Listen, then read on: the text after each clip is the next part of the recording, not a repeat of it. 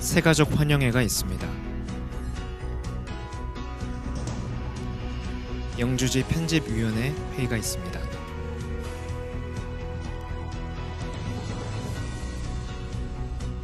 선교부 회의가 있습니다.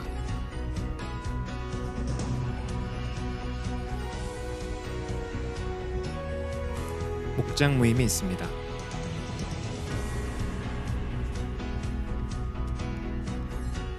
(24일) 수요중보 기도회가 있습니다.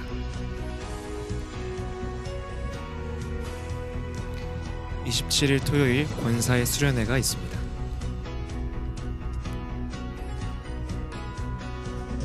유오디아에서 2026년 선교 연극을 함께 하실 성도님들을 모집합니다.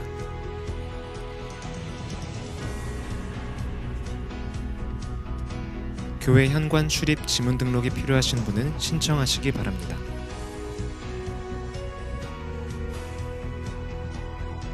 작년 교회학교 특강 듣고 싶은 말, 하고 싶은 말에 많은 참여 바랍니다.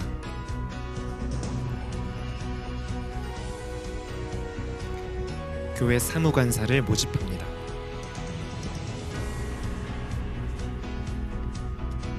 평화를 위해 기도합시다.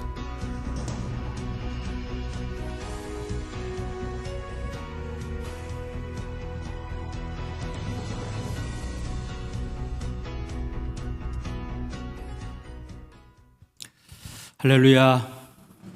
네, 잘 오셨습니다. 오늘도 주님을 사모하여 이 자리에 오신 여러분들을 진심으로 환영하고 축복합니다.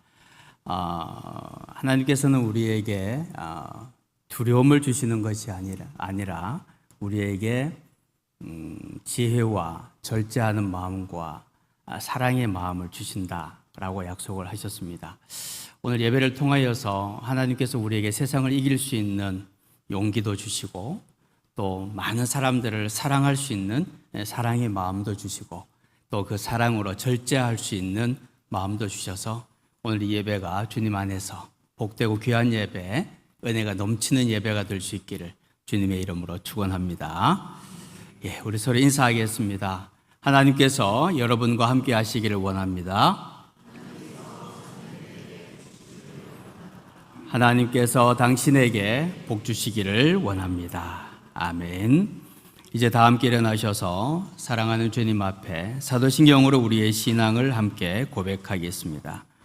나는 전능하신 아버지 하나님 천지의 창조주를 믿습니다. 나는 그의 유일하신 아들 우리 주 예수 그리스도를 믿습니다.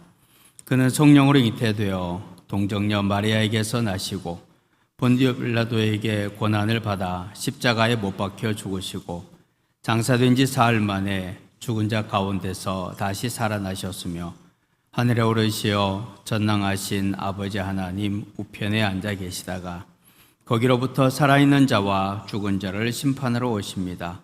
나는 성령을 믿으며 거룩한 공교회와 성도의 교제와 죄를 용서받는 것과 몸의 부활과 영생을 믿습니다. 아멘. 할렐루야. 주님과 같이 동행하는 것이 우리의 즐거움을 믿습니다. 우리 함께 박수치면서 기쁨으로 나아가기 원합니다.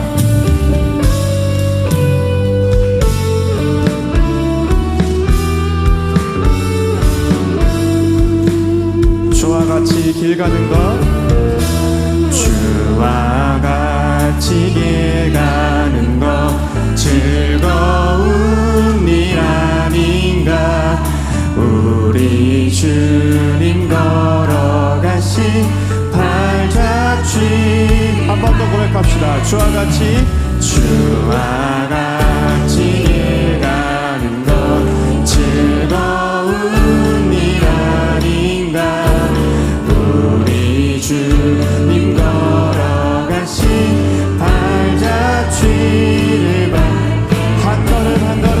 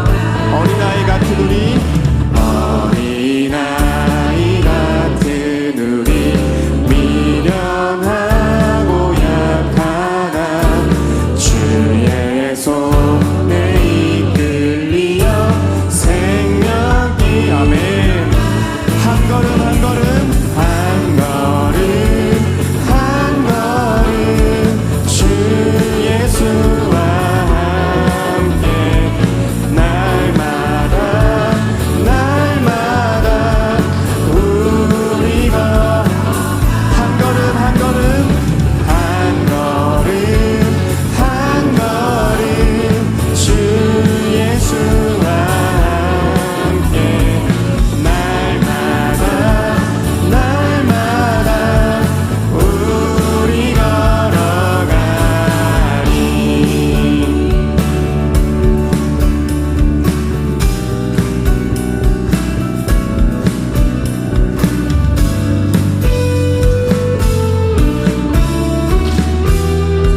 우리 3절로 고백합시다. 꽃이 피는 들판이나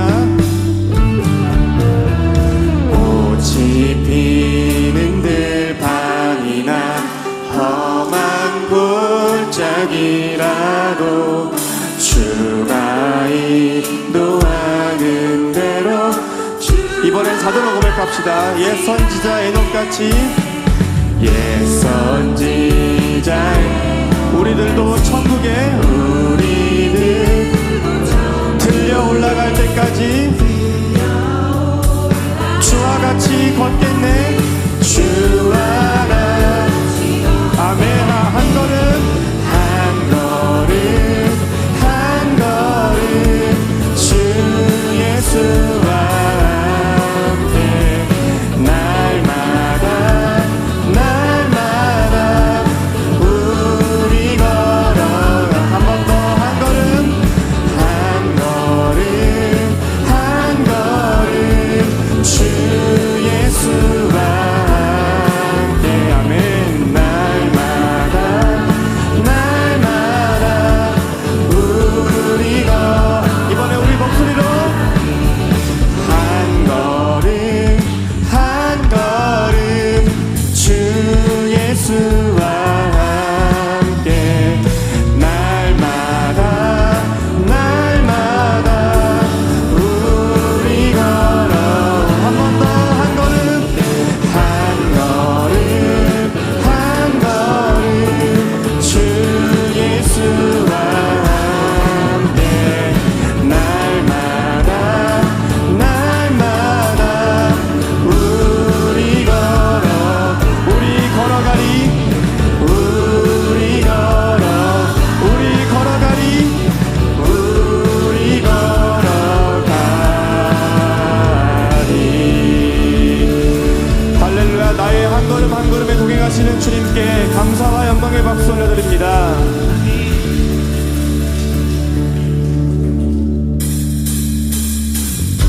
우리 계속해서 박수 치면서 우리를 통치하시는 주님께 찬양하며 나아갑시다.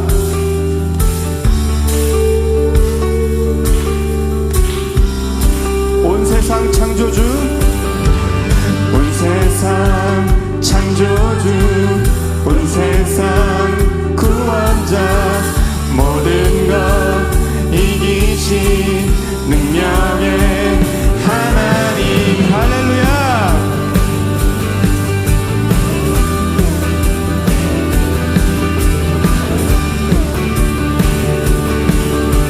다시 한번 고백하며 나아갑시다. 온 세상 창조주 온 세상 창조주 온 세상 구원자 모든 것 이기신 능력 모든 만물 주를 찬양해. 모든 민족 주께 경배해. 모두 승리하리 열방 얻게 되리. 하나님께서 통치하시네. 모두 승리하리 열방 얻게 되리. 위대하신 왕 여호와. 하나님 열방을 우리에게 주셨네. 그 명령 따라서 열방을 한 번 더 고백합시다. 하나님 열방을 우리에게 주셨네. 그 명령 따라서 모든 만물 주를 찬양해. 모든 만물 주를 찬양해. 모든 민족 주께 경배해. 모든 민족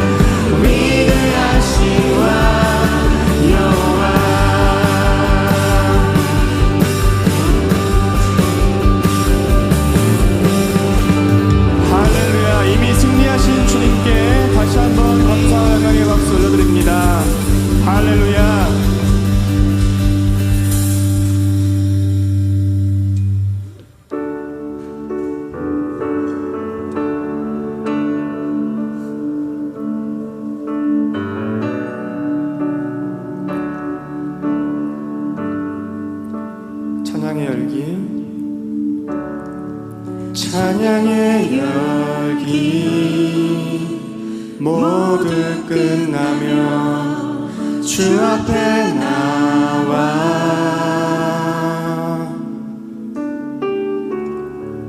더욱 진실한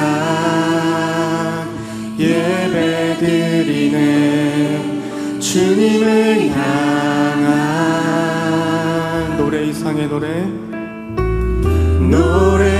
이상의 노래 내 맘 깊은 곳에 주께서 원하신 것 화려한 음악보다 뜻없는 열정보다 중심을 원하시죠.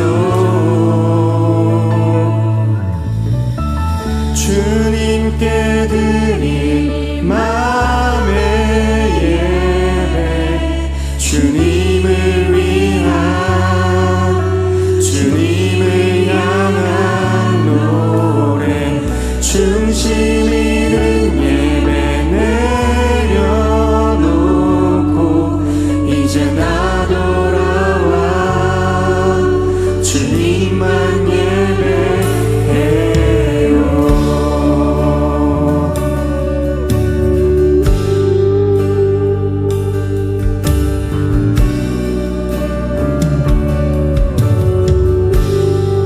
영원하신 왕 영원하신 왕 표현치 못할 주님의 존귀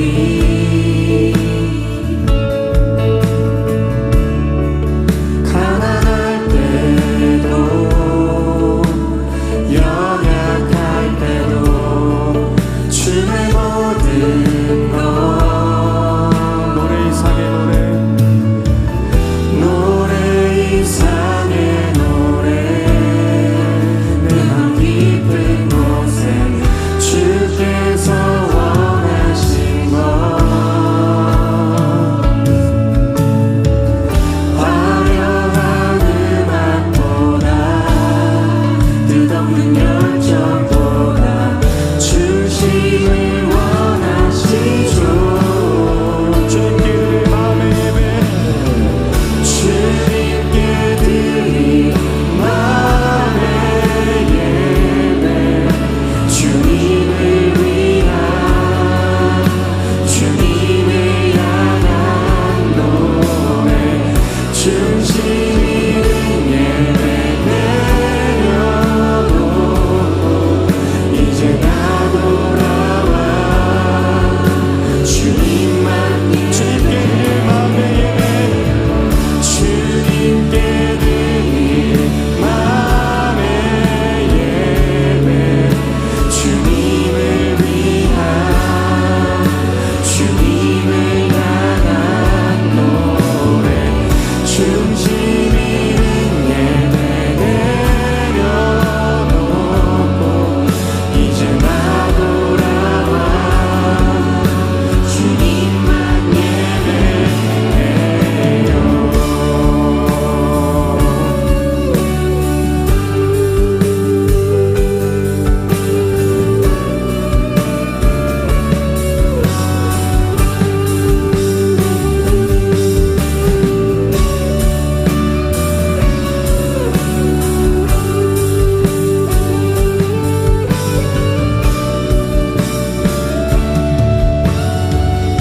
주님께 드릴 마음의 예배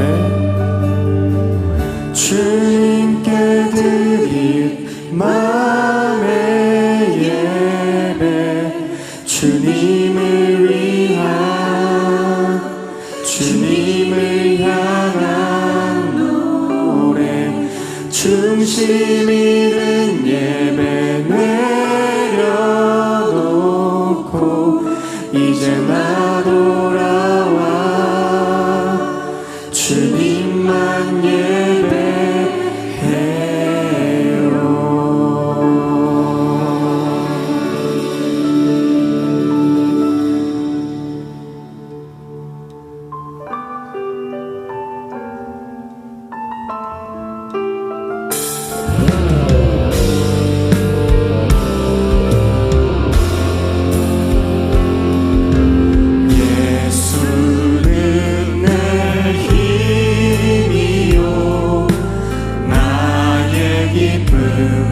내 참 소망 그 이름의 생명이 내 삶의 이유라. 내가 사나 죽으나 그 이름을 위하여 내 모든 것들이 나를 받으소서. 오직 주만 따라갑니다. 오직 주만 높이 받으소서. 내 평생에 그 이름을 그의 선하심을 세상에 노래합니다. 그 이름에 크신 능력 영원한 생명이 내 삶의 이유라. 이것이 나의 간증이요 이것이 나의 찬송일세.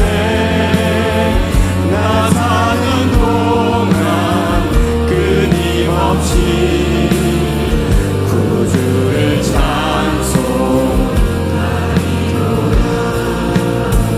구주를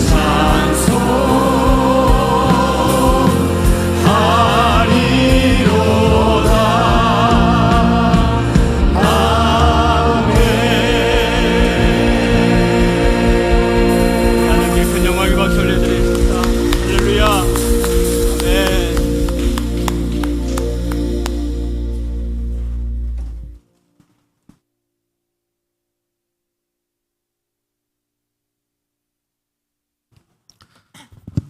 사랑과 은혜가 풍성하신 하나님 아버지, 오늘도 예배의 자리로 불러주시고 함께 하나님을 찬양하며 예배드릴 수 있는 은혜를 허락하여 주심에 감사합니다.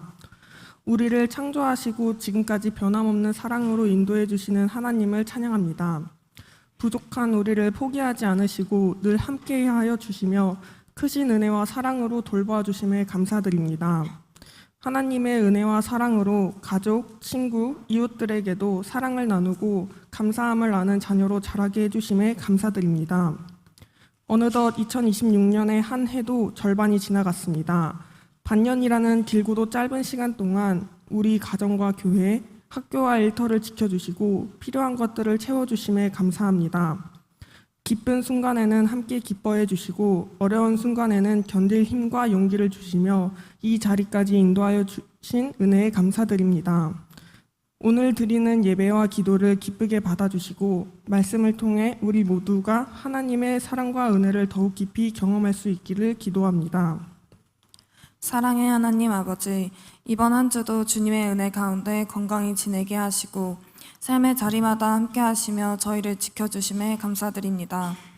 하지만 주님의 사랑을 받으며 살아가면서도 주님보다 세상의 일들을 더 중요하게 여기며 살고 있습니다.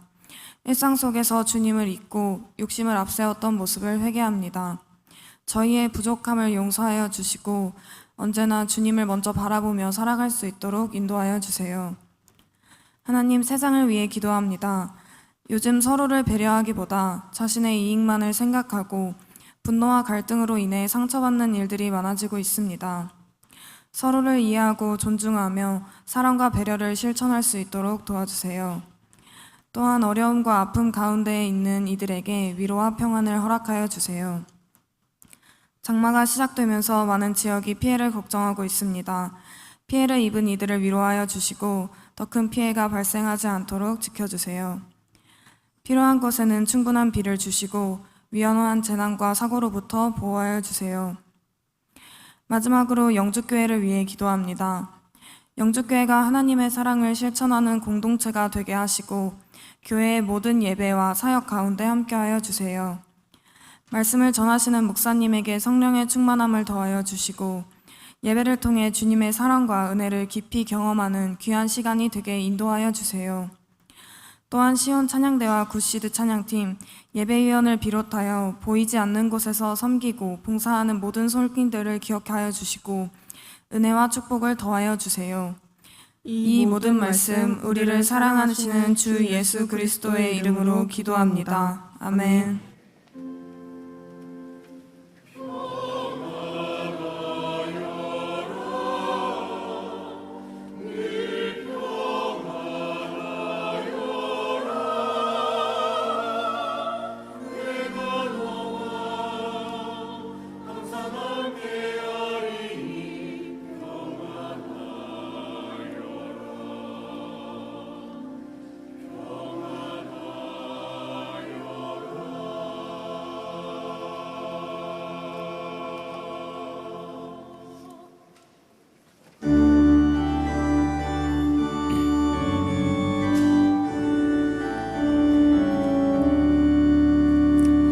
내게 있는 모든 것을 아낌없이 드리네.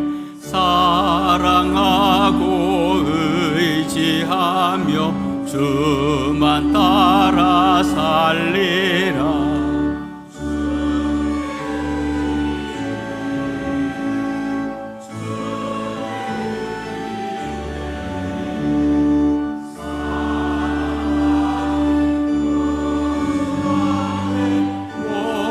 모두 드리네.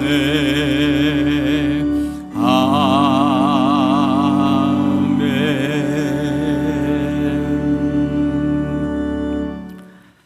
하나님의 은혜로 하루하루를 살아갑니다. 우리는 지혜가 부족하여 어디로 가야 할지 모르지만 주님께서 말씀의 빛으로 비추어 주심으로 무엇을 해야 되는지, 어디로 가야 하는지, 어떻게 해야 되는지 그 말씀으로 깨닫게 하시고 그 말씀으로 살게 하신 것을 진심으로 감사를 드립니다. 때로는 그 말씀의 뜻을 잘 이해하지 못하고 분별하지 못하여 엉뚱한 길로 가기도 하지만 그럼에도 불구하고 그때마다 주님께서 우리에게 말씀하여 주시고 길을 바라봐 주셔서 오늘도 이렇게 주님 앞에 나와서 예배하고 하나님께 영광 올려드리게 하신 것 감사합니다. 항상 하나님께서 우리와 동행하시고 우리의 갈 길을 밝히 비추어 주셔서 우리가 좌로나 우로나 치우치지 아니하고 주의 말씀대로 살아가는 복된 인생이 되게 은혜를 베풀어 주옵소서. 허락하여 주신 은혜에 감사하며 오늘도 빈손 들고 나오지 아니하고 귀한 예물을 주님 앞에 올려드립니다. 우리의 마음을 담고 정성을 담고 우리의 삶의 일부를 담아서 하나님께 올려드립니다. 주님 기쁘게 받아주시고 하나님 나라를 위하여 아름답고 귀중하게 쓰여지게 역사하여 주시옵소서. 바친 손길들 기억하시고 하나님 빈손 들고 돌아가지 아니하도록 하나님께서 그 손에 하나님의 은혜로 가득 채워 주시옵소서. 날씨가 덥습니다. 사랑하는 주의 백성들 건강 상하지 아니하도록 각별한 은총으로 지켜주시고 우리 연만하신 어르신들 주님께서 더 큰 은혜로 붙잡아 주옵소서. 질병으로 고통받는 사랑하는 주의 백성들에게 은총을 베푸시고 주님 보혈의 손으로 능력의 손으로 안수하셔서 속히 회복할 수 있도록 도와주시고 돌보는 그 가족들에게도 용기와 힘과 믿음을 더하여 주옵소서. 한 주간 동안 우리가 세상에 살 때에도 믿음으로 승리하는 우리의 삶이 되게 인도하여 주시옵소서. 감사를 드립니다. 예수님의 이름으로 기도하옵나이다. 아멘.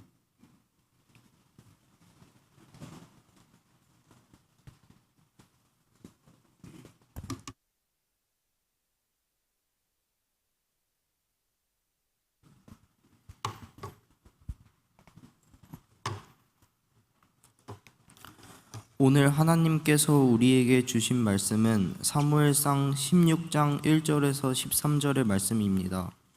구약 성경 433쪽 사무엘상 16장 1절에서 13절 말씀을 저희와 여러분이 한 절씩 교독하여 봉독하겠습니다. 여호와께서 사무엘에게 이르시되 내가 이미 사울을 버려 이스라엘 왕이 되지 못하게 하였거늘 내가 그를 위하여 언제까지 슬퍼하겠느냐. 너는 뿔에 기름을 채워 가지고 가라. 내가 너를 베들레헴 사람 이새에게로 보내리니 이는 내가 그의 아들 중에서 한 왕을 보았느니라 하시는지라. 사무엘이 이르되 내가 어찌 갈 수 사무엘이 나를 죽이리이다 하니 여호와께서 이르시되 너는 암송아지를 끌고 가서 말하기를 내가 여호와께 제사를 드리러 왔다 하고 이새를 제사에 청하라. 내가 내게 행할 일을 가르치리니 내가 내게 알게 하는 자에게 나를 위하여 기름을 부을지니라. 사무엘이 여호와의 말씀대로 행하여 베들레헴에 이름에 성읍 장로들이 떨며 그를 영접하여 오시나이까. 이르되 평강을 위함이니라. 내가 여호와께 제사하러 왔으니 스스로 성결하게 하고 와서 나와 함께 제사하자 하고 이새와 그의 아들들을 성결하게 하고 제사에 청하니라. 그들이 오매 사무엘이 엘리압을 보고 마음에 이르기를 여호와의 기름 부으실 자가 과연 주님 앞에 있도다 하였더니 여호와께서 사무엘에게 이르시되 그의 용모와 키를 보지 말라. 내가 이를 그를 버렸노라. 내가 보는 것은 사람 같지 아니하니 사람은 외모를 보거나 여호와는 중심을 보느니라 하시더라. 이새가 아나 불러 사무엘 앞에서 지나가게 하매 사무엘이 이르되 이도 여호와께서 택하지 아니하셨느니라 하니 이새가 산마로 지나게 하매 사무엘이 이르되 이도 여호와께서 택하지 아니하셨느니라 하니라.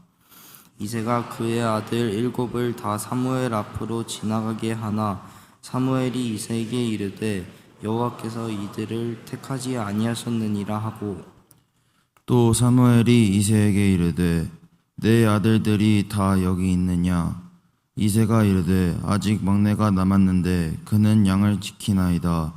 사무엘이 이새에게 이르되 사람을 보내어 그를 데려오라. 그가 여기 오기까지는 우리가 식사자리에 앉지 아니하겠노라. 이에 사람들이 보내어 그를 데려오매 그는 붉고 눈이 빼어나고 얼굴이 아름답더라. 여호와께서 이르시되 이는 그 부으라 하시는지라. 함께 읽겠습니다. 사무엘이 기름 불병을 가져다가 그 형제 중에서 그에게 부었더니 이날 이후로 다윗이 여호와의 영에게 크게 감동되니라. 사무엘이 떠나서 라마로 가니라. 이것은 하나님께서 우리에게 주신 말씀입니다. 아멘.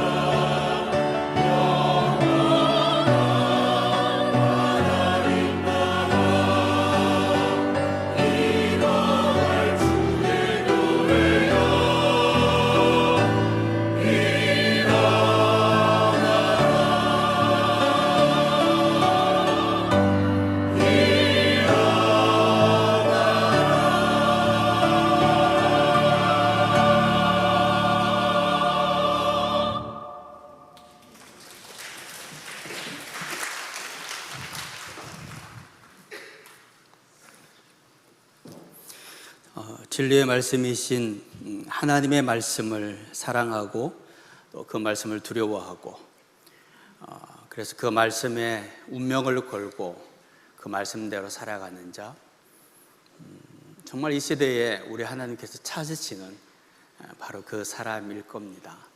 우리 모두가 주님의 말씀을 붙잡고 주님의 말씀에 생명을 거는 주님의 사람이 되시기를 축복합니다. 아멘. 예수님께서 많은 환자들을 고치셨죠. 수많은 병자들이 예수님께로 몰려왔고 예수님이 그들을 고쳐주셨는데, 예수님께서 그들을 고쳐주신 다음에 명령하신 게 뭔지 아세요? 거의 대부분 집으로 가라 했어요. 집으로 가라. 집으로 다 돌려보내셨어요. 왜 그런가 하면 그동안 가족들을 제대로 못 만났을 거 아니에요. 가족들과의 관계도 병으로 인해서 멀어지기도 했을 것이고, 그래서 집으로 가서 가족들을 만나고 가정에서 행복하게 보내라 하는 것과, 또 한 가지는 병으로 인해서 해야 될 많은 일들을 제대로 하지 못했을 겁니다. 그러니까 가서 열심히 그동안 못했던 일들 잘 감당해라. 그래서 병을 고쳐주시고 난 다음에 그 사람들 집으로 보냈어요. 근데 가끔 예외적인 사람들이 있는데, 그 중에 한 사람이 바로 맹인 거지 바디메오입니다. 이 사람이 예수님께로 나와서 제가 정말 보기를 원합니다 간청했을 때 예수님께서 그 바디메오의 눈을 뜨게 해 주셨는데, 바디메오는 예수님을 따르기를 원했어요. 그러니까 예수님께서 내버려 두셨습니다. 예수님을 따를 수 있도록 허락해 주셨죠. 안 돼, 넌 집으로 가야 돼, 그렇게 말씀하지 않으셨다는 겁니다. 성경에 또 아주 재미있는 이야기가 있는데요, 한 부자 청년이 예수님을 찾아오는 이야기가 있어요. 이 사람은 청년인데도 부자이고 또 관리이고, 그러니까 정부에서 일을 하는 사람이죠. 거기에다가 율법을 너무나도 잘 지키는 사람이었습니다. 그래서 이 사람이 예수님께로 와서 영생에 대해서 질문을 하고 진리의 말씀에 대해서 질문을 할 때 예수님이 너무너무 귀하게 여기셨어요. 그래서 성경을 읽어보면요, 예수님이 그 부자 청년을 사랑하셨다 이렇게 돼 있어요. 그런 말이 잘 안 나오는데 너무 귀해서 예수님이 그 청년을 사랑하셔서 그 청년에게 이런 이야기를 하십니다. 가지고 있는 거 다 팔고 그리고 와서 나를 따르라, 그렇게 말씀하셨어요. 나를 따르라. 이거는 제자들에게 하신 말씀이죠. 제자들을 부르실 때 나를 따르라 그러셨는데, 이 부자 청년에게 특별히 나를 따르라 이렇게 말씀하셨는데, 이 부자 청년은 자기가 가지고 있는 재산이 너무 많기 때문에, 그리고 자기가 가지고 있는 지위가 있기 때문에 그걸 다 포기하고 주님을 따르는 것이 엄두가 나지 않았죠. 그래서 걱정하고 근심하면서 예수님을 떠나갔다. 성경은 그렇게 기록이 되어 있습니다. 이런 생각이 들어요. 맹인 거지 바디메오는 맹인이었으니까 이건 뭐 가난했을 것이고, 거지니까 가난하고 맹인이니까 제대로 공부도 못했을 것이고, 사람들과의 관계도 사실 제대로 맺지를 못했을 겁니다. 그러니까 바디메오를 예수님의 제자로, 예수님을 따르는 사람으로 삼기보다는 이 부자 청년 많이 배웠을 거고 이미 지위도 있고 재산도 있고, 이 사람 좀 잘 설득하고 제자 훈련 잘 시켜서 예수님의 제자로 삼으면 훨씬 더 낫지 않을까, 이런 생각이 들지요. 그런데 예수님은 그 부자 청년이 떠나갈 때 붙잡지 않았어요. 그냥 가도록 내버려 뒀습니다. 그리고 바디메오가 예수님을 따를 때는 말리지 않고 따를 수 있도록 허락을 해 주셨고요. 이 차이가 뭘까요?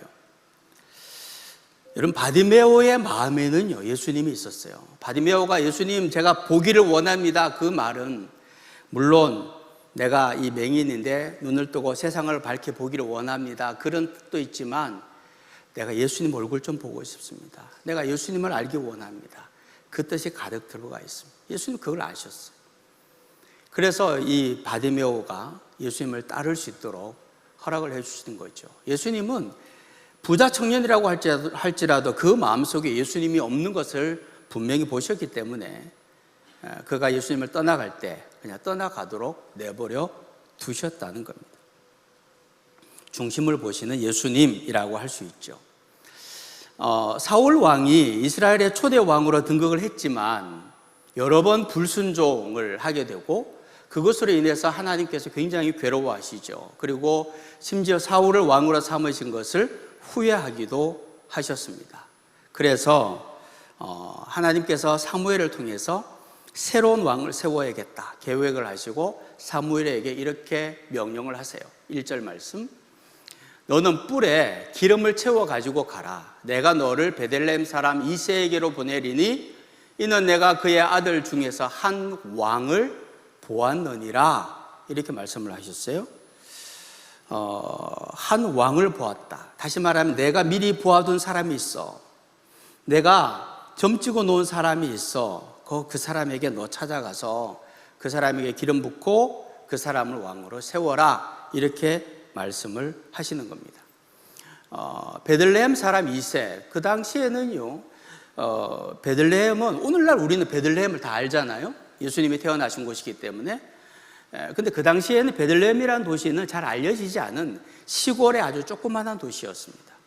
그러니까 거기에 사는 이새는 더더욱 누군지를 모르죠.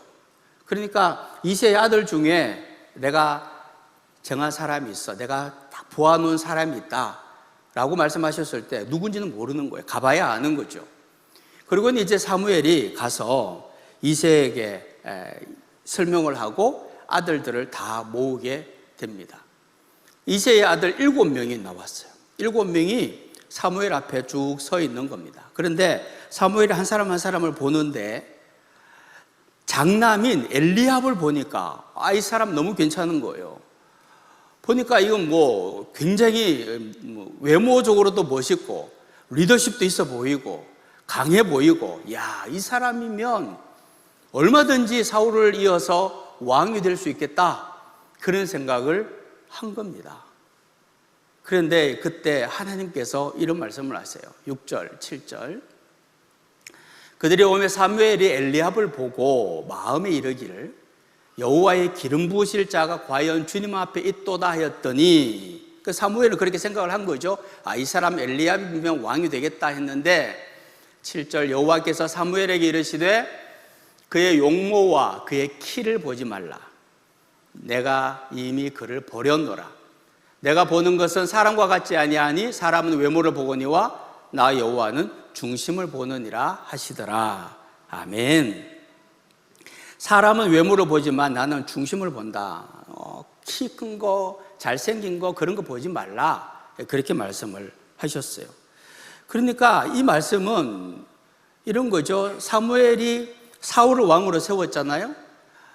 사울은 다른 사람보다 키가 그 보통 사람보다 머리 위에 하나가 더 있을 정도로 그렇게 키가 큰 사람이었고 힘이 있고 능력이 있는 사람이었습니다.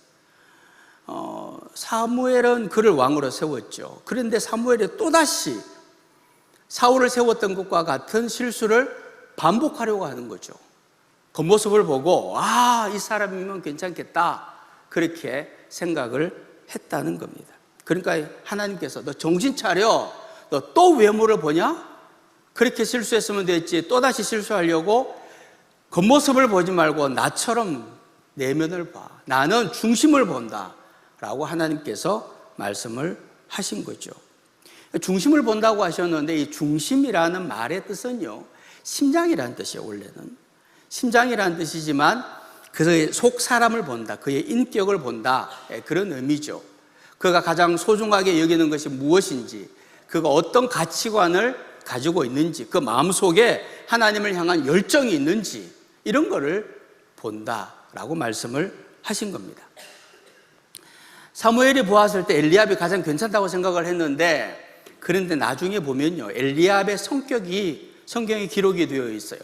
알고 보니까 그 엘리압은 굉장히 거칠고 모진 사람이었습니다. 블레셋이 전쟁을 걸어와서 전쟁을 하게 됐는데, 그때 이제 골리앗도 나중에 나오죠. 그 전쟁에 다윗의 형들이 참여하게 됐습니다. 그러니까 다윗의 아버지 이새가 심부름을 보내는 거예요. 너 가서 형들에게 뭐 이거 좀 전달해 주고 와라. 그래서 이제 다윗이 그 전쟁터로 가게 됐는데 그 전쟁터에서 엘리압이 다윗을 보고 이런 이야기를 합니다. 17장 28절. 큰형 엘리압이 다윗이 사람들이 하는 말을 들은지라 그가 다윗에게 노를 바라여 이르되 네가 어찌하여 이리로 내려왔느냐? 들에 있는 양들은 누구에게 맡겼느냐? 나는 너의 교만과 내 마음의 완악함을 아노니 네가 전쟁을 구경하러 왔도다. 여러분, 이게 엘리압의 모습이었어요. 큰일 날 뻔했죠. 만약에 사무엘이 엘리압의 외모만 보고 정말 이 사람을 왕으로 세웠다면 사울 이후에 세워진 그 왕이 더 사울보다 문제가 됐을 가능성도 있는 겁니다. 하나님께서 경고를 하셨고, 그래서 난 중심을 본다 말씀하셨고, 그래서 이제 다른 이세의 아들들을 다 7명을 자세히 봤는데 하나님께서 아무도 선택하지 않으시는 거예요. 그러니까 이상하잖아요. 분명히 이세의 집에 가면 그 아들 중에 내가 왕으로 보아둔 사람이 있다, 그렇게 말씀하셨는데 없잖아요. 그래서 이세에게 물어보는 거죠. 어떻게 된 거냐? 혹시 얘들 말고 다른 아들이 있느냐 물어보니까 그때야 비로소 이세가 정말 싫은 마음으로 다윗이 하나 더 있습니다, 막내가 하나 더 있습니다, 이렇게 이야기를 한 거예요. 아버지 이세가 볼 때 다윗은 리더감이 아니었다는 거예요. 제가 무슨 리더를 해, 이런 생각이 들었던 거죠. 다윗을 볼 때 이세의 마음은 막내에다가 약하고 부족한 것만 보이는 거예요. 지금 양떼를 맡겨서 양을 치러 보냈는데 그것도 늘 걱정이 되고, 겨우 할 줄 아는 것은 수금을 가지고 노래하는 것, 그거 겨우 하나 할 줄 아는데 저거 저렇게 노래만 부르고 다녀서 뭐 하겠나, 이런 생각을 이세가 한 거죠. 그러니까 사무엘이 왔을 때 다윗을 부르지도 않았다는 겁니다. 사무엘이 다윗을 불러오라. 안 불러오면 내가 밥도 안 먹는다. 그러니까 불러왔죠. 헐레벌떡 양을 치다가 정말 헐레벌떡 뛰어서 들어왔어요.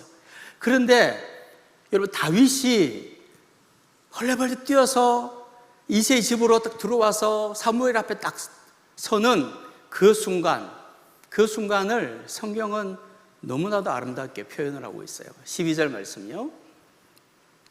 이에 사람을 보내어 그를 데려오매 그의 빛이 붉고 눈이 빼어나고 얼굴이 아름답더라. 그러니까 다윗이 들어오는데요, 너무나도 멋진, 너무나도 아름다운 청년 하나가 쓱 들어오는 겁니다. 여기 빛이 붉다 이렇게 되어 있는데, 그러니까 막 달려왔을 거 아니에요? 안 그래도 양을 치면서 얼굴에 시커멓게 다 탔을 텐데, 그럼 막 뛰어왔으니까 또 얼굴이 또 뻘개졌을 거 아니에요? 그런데 그 모습이 너무 괜찮았다는 거예요. 눈이 빼어났다. 그 눈 속에 하나님을 향한 사랑과 이웃을 향한 사랑이 가득한 거예요. 눈이 맑았다. 눈이 열정으로 가득 차 있다, 이런 의미죠. 똘망똘망했다, 이런 의미입니다. 밤새도록 술 먹고 밤새도록 게임하다가 아침에 겨우 일어난 흐리멍텅한 그런 눈이 아니라 그 눈만 봐도 아주 그 눈에 쏙 빠져들 것 같은 그런 눈을 가진 사람이었다는 거예요. 그리고 얼굴이 아름다웠다 그랬어요. 이것은 그냥 얼굴이 잘생겼다 그런 의미가 아니라 그의 얼굴이 너무나도 환하게 밝았다, 그런 의미를 가지고 있습니다. 아마 가족들은 다윗이 그렇게 훌륭한 청년으로 성장했는지 몰랐던 것 같아요. 언제나 그냥 코 흘리게 막내 정도로 약한, 도와줘야 되는 그런 아이를 생각을 했지, 어느샌가 그렇게 커서 그렇게 뛰어와서 사무엘 앞에 딱 설 줄 아무도 몰랐던 거죠. 하나님은 기뻐하셨고 사무엘을 통해서 하나님은 그에게 기름을 붓습니다. 아마 이새도 그랬고 그의 형제들도 다윗이 기름 부음을 받는 그 모습을 보고 기가 막혔을 거예요. 아니, 이거 어떻게 된 일인가. 그러나 하나님이 인정하시는 거잖아요. 그러니까 인정할 수밖에 없었겠죠. 다윗이 외모가 그랬다면 다윗의 내면, 하나님께서 원하시는 그 중심은 과연 어떤 모습이었을까? 첫 번째는요, 다윗은 교만한 사람이 아니었어요. 겸손한 사람이었어요. 기름 부음을 받았잖아요. 그 다윗의 그 기름 부음 받은 그 시기를 중심으로 성경에 나타난 몇 가지를 보면 기름 부음을 받았다는 것은 내가 앞으로 왕이 된다는 거예요. 그걸 다윗이 몰랐겠습니까? 알았죠. 그런데 다윗은 교만하지 않았어요. 아까 말씀드린 것처럼 전쟁이 일어났을 때 아버지 이새가 너 가서 심부름 좀 해. 형들을 찾아가서 뭐 좀 갖다 주고 와. 그래도 내 아버지 제가 다녀오겠습니다 하고 겸손하게 아버지의 물건을 가지고 심부름을 합니다. 하나도 교만하지 않았어요. 얼마든지 우쭐댈 수 있을 그런 상황인데도 우쭐대지 않았다는 거예요. 또 한 가지는요, 다윗은요, 준비되어져 있는 사람이었다는 겁니다. 너무나도 잘 준비되어져 있어요.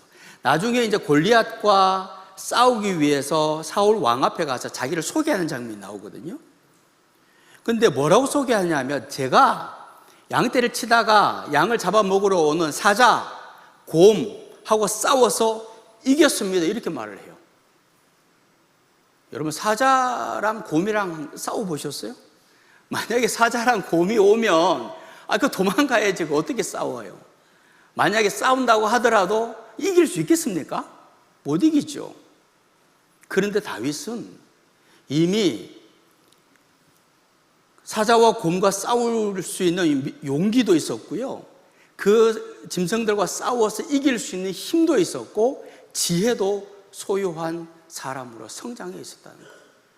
그냥 아무 생각 없이 난 내 인생은 왜 이래 이러면서 난 양이나 치는 존재야 그러면서 낙심하고 있었던 것이 아니라 힘을 키웠던 거예요. 지혜를 키웠고 용기를 가졌고 그런 모습으로 준비되어 있었던 거예요. 우리가 아는 대로 나중에 골리앗을 만났을 때 물매를 돌려서 한 번에 골리앗을 쓰러뜨리잖아요. 여러분, 물론 하나님 도우셨다고 말을 할 수 있지만 다윗이 양떼를 지키기 위해서 양을 잡아먹으러 오는 그 짐승을 잡기 위해서 물매를 수없이 연습했다는 거예요. 한 번에 맞출 수 있도록. 그렇게 연습한 것이 골리앗을 쓰러뜨릴 때 그게 다 나타나는 거죠. 다윗은 그냥 양을 치는 아주 무식한, 어린, 약한 그런 목동이 아니라 이미 한 사람의 장군처럼, 장수로 성장해 있었던 준비되어진 사람이라는 거예요. 또 한 가지가 있어요. 다윗은 성령으로 충만한 사람이었어요. 나중에 이제 사울이 너무나도 마음이 안 좋고 마음이 복잡하고 그러면서 악령이 사울을 지배합니다. 그때 이제 신하들이 수금을 잘 타는 사람을 좀 데려와서 왕에게 수금을 들려주면 좀 기분이 좀 나아질 겁니다. 그래서 찾다가 다윗이 오게 돼요. 그 다윗이 수금을 잘 탄 사람이었다는 거죠. 그런데 수금을 타니까 정말 사울을 지배하고 있던 악령이 떠나가는 거예요. 물론 우리가 음악이라는 것이 우리의 마음을 좀 편안하게 하는 건 사실입니다. 그렇죠? 여러분, 그렇다고 해서 음악이 악령을 떠나가게 하지는 않아요. 그런데 다윗은 수금을 타면 사울을 지배하던 악령이 떠나가는 거예요. 이게 어떻게 가능할까요? 다윗이 수금을 타고 노래를 불렀을 때 그 노래는 그냥 세상의 노래가 아니었다. 찬양을 했다. 하나님의 이름을 찬양했다. 그리고 그때마다 성령께서 그와 함께 하셨고, 그러니까 성령이 가득한 사람이 하나님을 찬양하니까 그곳에 강력한 하나님의 영이 임하시는 거예요. 그 악령이 그곳에 있을 수가 없는 거예요. 사울을 떠나가는 거예요. 다윗의 외면만 그렇게 훌륭하게 성장해 있었던 것이 아니고 중심을 보시는 하나님의 마음에 꼭 맞게 이미 다윗은 잘 준비되어 있는 사람이었다는 겁니다. 사진 하나를 보여드리죠. 누굴 것 같습니까? 좀 많이 본 얼굴이죠? 맞습니다. 아브라함 링컨입니다. 수염이 없잖아요. 수염을 기르기 전의 모습입니다. 링컨은요, 굉장히 외모 컴플렉스가 있었던 사람입니다. 키가 193이라고 그래요. 지금도 큰 키지만 그 당시 미국 남성들의 평균 키가 170이었다고 합니다. 그러니까 진짜 사울처럼 머리 하나가 그 위에 더 있는 그런 키 큰 사람이었고, 근데 아주 마른 사람이었어요. 팔은 길고, 그리고 광대뼈는 보시는 것처럼 튀어나와 있고. 그러니까 이 링컨의 정적들, 다른 당에 있는 그런 사람들은 링컨을 뭐라고 불렀냐면 고릴라다 이렇게 이야기했어요. 고릴라. 그러면서 사람들에게 이런 이야기를 했어요. 고릴라를 보려면 아프리카로 갈 필요가 없습니다. 일리노이 주에 가면 링컨이라는 고릴라가 있습니다. 그 사람 보면 됩니다. 이렇게까지 이야기할 정도로 굉장히 컴플렉스가 심했던 사람이었어요. 그런데 이런 이야기를 한 소녀가 알게 되었고요. 그리고 링컨 아저씨 수염을 기르면 좀 멋있어 보일 것 같아요. 그리고 이제 그 이야기를 듣고 생각 끝에 그래 수염을 기르자 하고 수염을 기르게 된 겁니다. 사진 보여주세요. 좀 다르죠, 이미지가. 뭐 그렇다고 해서 광대뼈가 어디 가고 큰 키, 마른 몸, 긴 팔, 진짜 고릴라 같은 그 모습 어디 가겠습니까? 그런데 오늘날 우리가 링컨을 보면서 고릴라다 그렇게 기억하는 사람은 아무도 없죠. 우리는 링컨을 위대한 대통령이라고 다 생각합니다.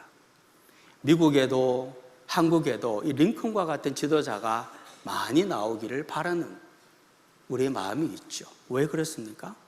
하나님께서 그의 마음의 중심을 보시고 링컨을 정말 하나님께서 귀하게 사용하셨기 때문인 거죠.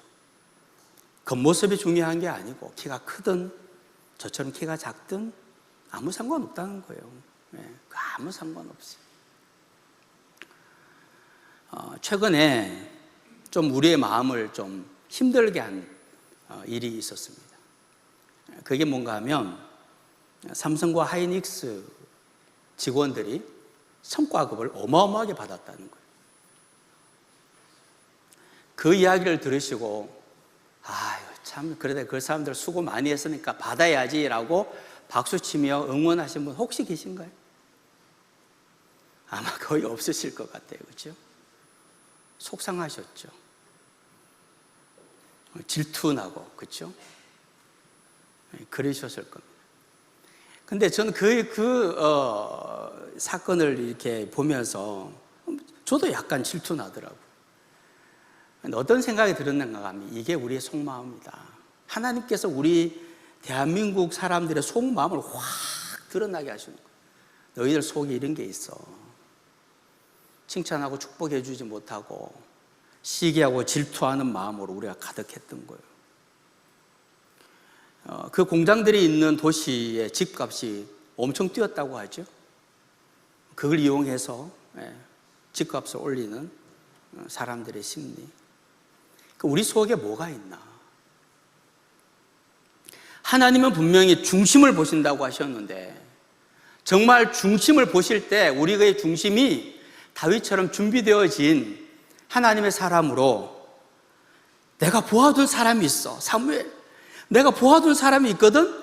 그 사람은 확실해. 그 사람을 세우면 돼. 하나님께서 보아둔 사람. 과연 내 삶의 모습은 하나님께서 정말 보아둔 사람일까?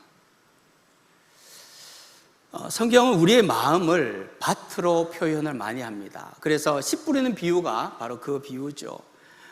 밭에다가 씨앗을 뿌리는데 그게 우리의 마음밭을 이야기하는 거잖아요. 30배, 60배, 100배의 결실을 맺는 밭은 좋은 땅, 좋은 마음밭이라고 하셨습니다. 우리의 마음밭도 좋은 땅이 되어야 해요.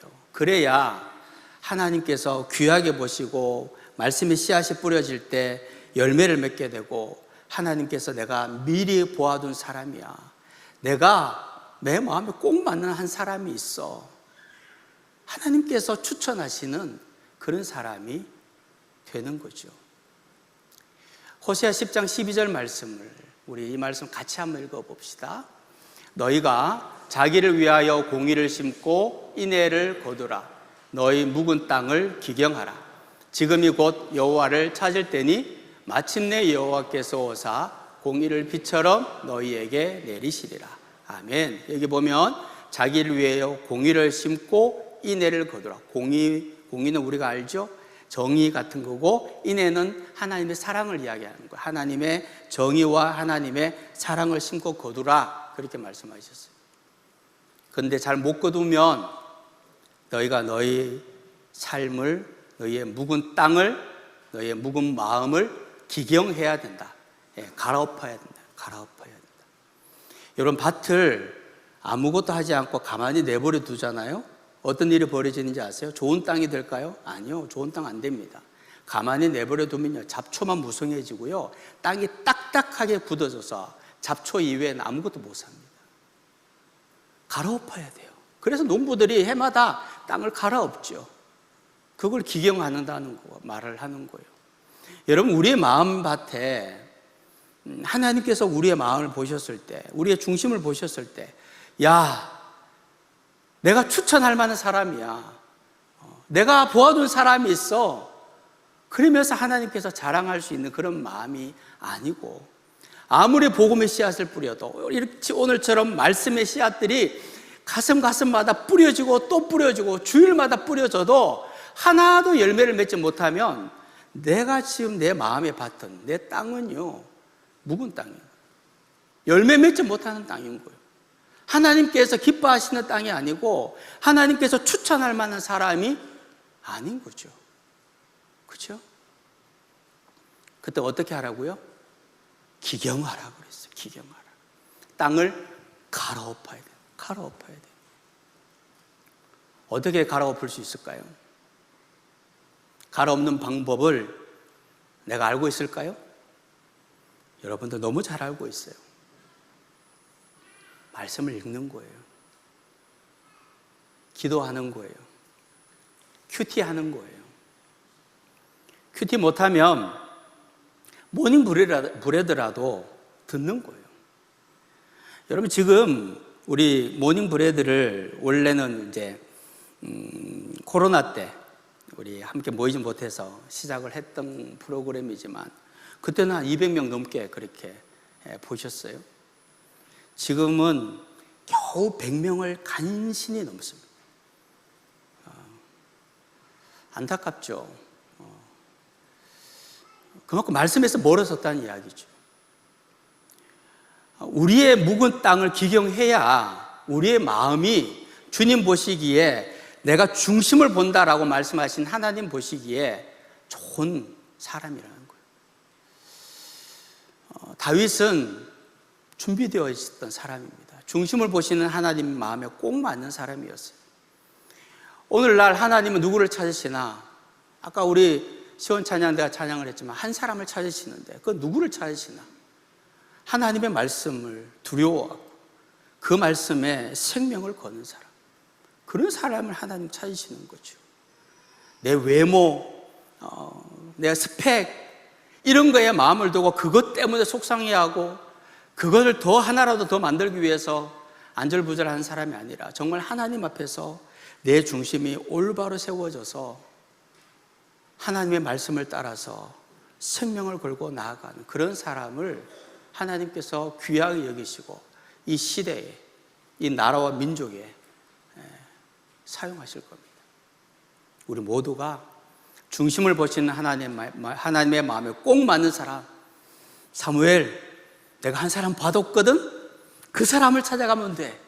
우리가 바로 그 사람이 될 수 있기를 주님의 이름으로 축복합니다. 아멘. 우리 다 함께 일어나셔서 찬양하고 기도하겠습니다. 우리 정결한 마음 주시옵소서. 찬양하겠습니다.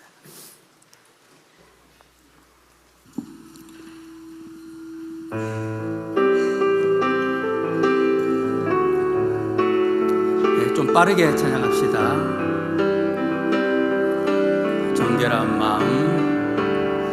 정결한 마음 주시옵소서.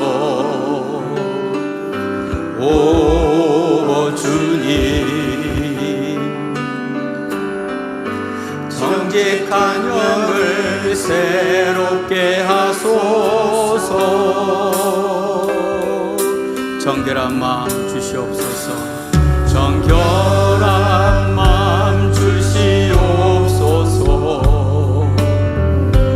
오 주님,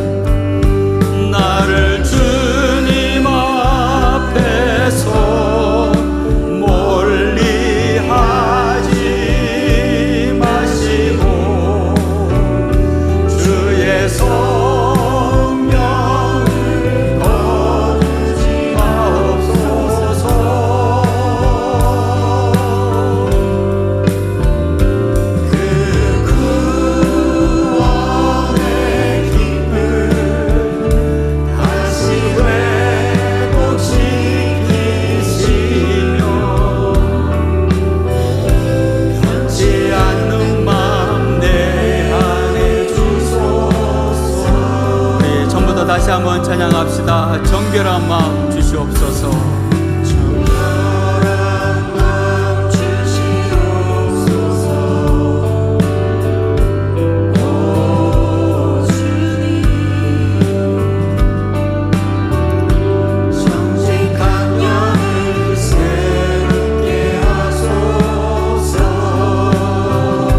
나를 주님 앞에서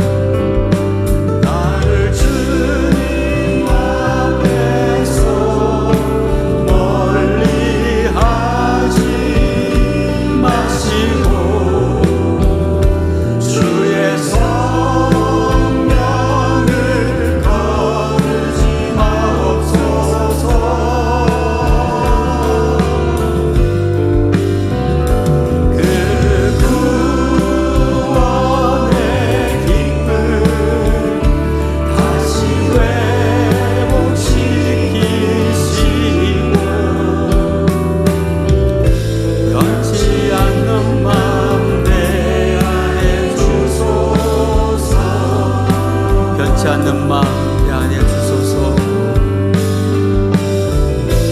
변치 않는 마음 내 안에 주소서. 다시 한번 변치 않는 마음 내 안에 주소서.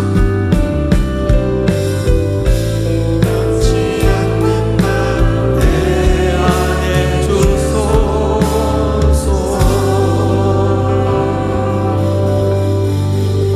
우리 주신 말씀 붙잡고 함께 기도합시다. 하나님,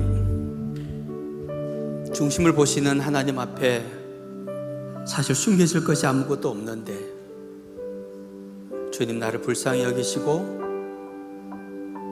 내 마음이 정결한 마음이 되어서 깨끗한 그릇이 되어서 주님 쓰고자 하실 때에 마음껏 쓰시는 주님의 사람이 되게 해달라고. 우리의 마음이 묵은 땅이 아니라 잘 준비되어진 마음이 되어서 주님의 말씀이 떨어질 때에 30배, 60배, 100배의 결실을 맺게 해달라고. 중심을 보시는 하나님께서 미리 보아두신 사람, 눈여겨보시는 사람이 되게 해달라고. 우리 간절한 마음으로 함께 마음을 모아 기도합니다. 주님,